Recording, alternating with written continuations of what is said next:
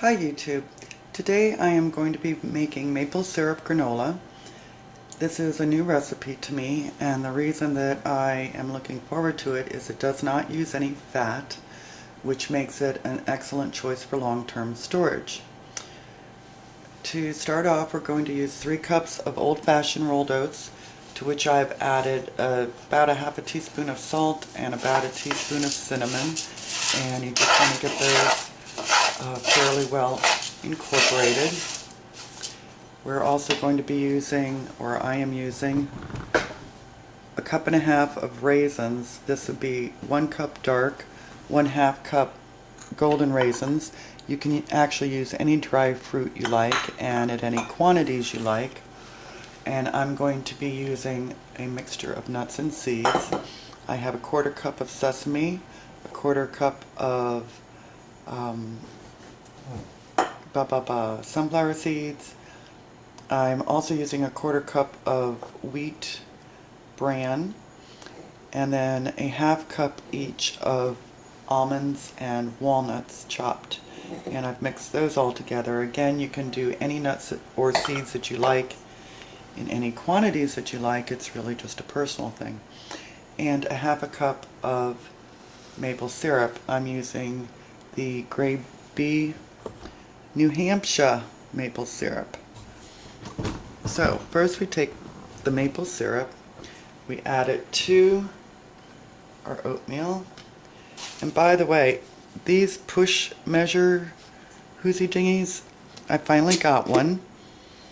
I've been wanting one for a long time. And it's slick because it pushes everything out when you're doing anything sticky like syrup or honey or peanut butter. Just mix this all up.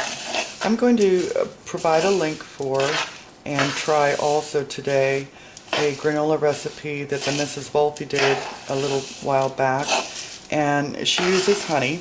And what's nice about hers is that she doesn't bake hers. She dehydrates it.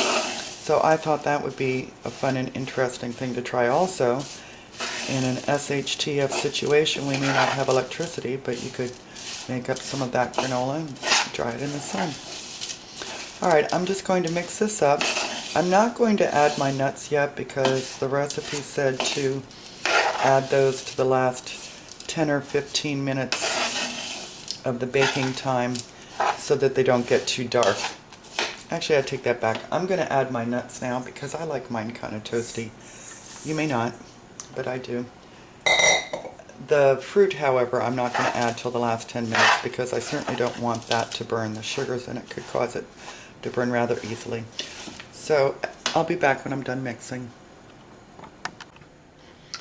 I have my granola spread out on a baking sheet, which I've lined with parchment paper just to keep things from sticking. And I'm placing it in a 350 oven. I'll be back in about 10 minutes to give it a stir. It's only been 10 minutes and it's already starting to smell fantastic. You can smell the cinnamon and the nutty aroma.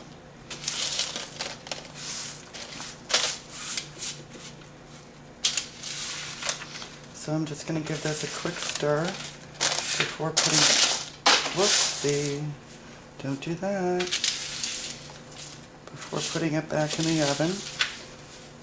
I'm probably going to let it go another 10 minutes before I add the raisins. Now it could be also, if I had divided this onto 2 sheets, I don't know if it would brown any quicker or not. Not that it's been so long, just sort of thinking out loud. Get my hot mitt here. Okay, we'll be back in a few. It's been about 20 minutes and it's getting a nice golden look, or at least a look that I like. So now I'm going to add my raisins, give it a final stir. I'll put it back in the oven for about another 10 minutes and then we will take it out and cool it. Be back then. By the way, I just wanted to mention, I really don't think this parchment paper would have been necessary. If you can see, nothing is sticking at all, I guess because there's so much natural oil in the nuts and everything. It'll certainly make it easier for me to dump off of the tray into a container, but it was not necessary for the toasting process. Okay, we're all done.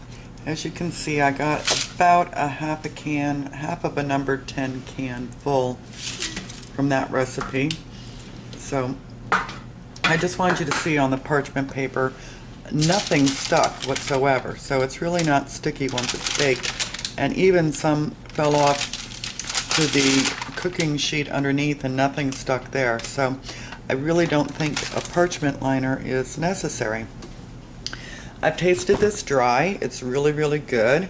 Some of you may like it a little sweeter.